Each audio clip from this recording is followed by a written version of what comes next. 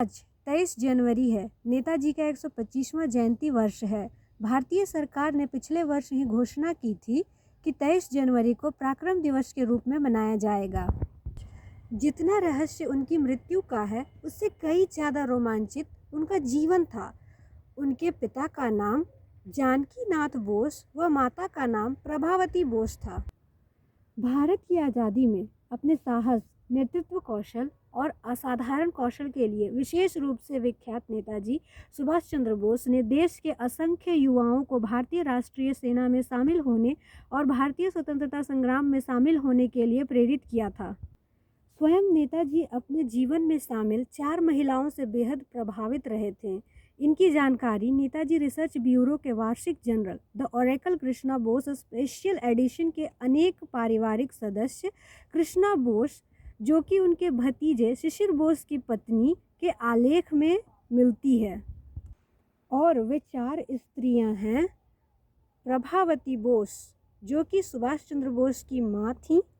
दूसरी विभावती बोस, जो कि सुभाष चंद्र बोस की भाभी थीं। तीसरी एमिली सेंकल, जो कि उनकी पत्नी थी। चौथी बसंती देवी, जो कि देशबंधु की पत्नी थी, जो कि उनके राजनीतिक गुरु थे। अपनी माँ से उन्होंने बलिदान और त्याग सीखा। अपनी भाभी से उन्होंने तपस्या और त्याग सीखा।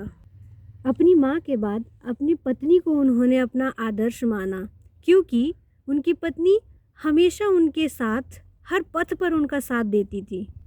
अपने राजनीतिक गुरु चित्तरंजन दास की पत्नी बसंती देवी से उन्होंने राजनीतिक मुद्दों पर चर्चाएं सीखी। उनका मानना था कि आज़ादी मांग कर नहीं, छीन कर ही ली जाती है।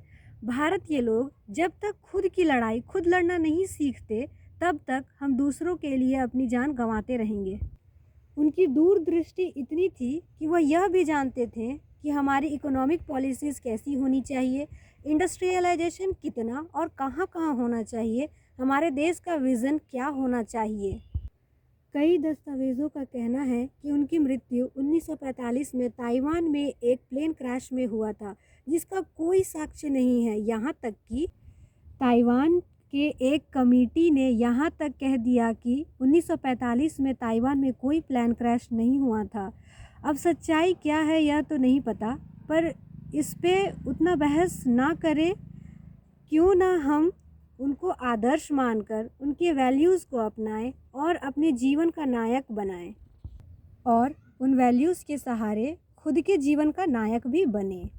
हमें कमेंट ज़रूर करके बताएं कि आप इनके जीवन के किस पहलू से प्रभावित हैं। धन्यवाद। जय हिंद।